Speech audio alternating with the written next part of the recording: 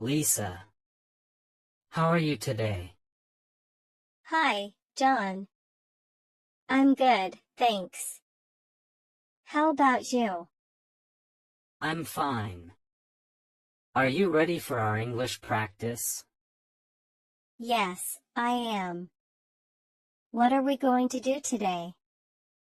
We're going to practice the verb to be. Do you remember the forms? Yes, I do. It's am, is, and are. Exactly. Let's go over which forms to use with which pronouns.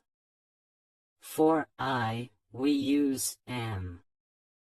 For example, I am happy. Got it. So, I am happy.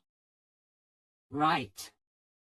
For he, she, and it, we use is. For example, she is my friend. Okay, so she is my friend. Perfect.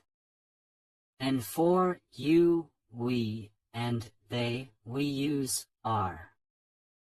For example, we are students. I see. We are students. Exactly. Now let's practice negative sentences. For negative sentences, we add not after the verb. For I, we say, I am not. For example, I am not tired. I am not tired. Good. For he, she, and it, we say, he is not, she is not, or it is not.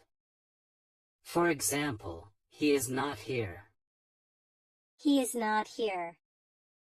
Very good. And for you, we, and they, we say, you are not, we are not, or they are not. For example, they are not late. They are not late. Great. Now, let's do some questions. For questions, we use am I, is he, is she, are you, are we, and are they. I'll ask, and you answer. Am I your partner for practice? Yes, you are my partner. Nice. Is she your classmate? Yes, she is my classmate. Perfect. Are we doing well? Yes, we are doing well.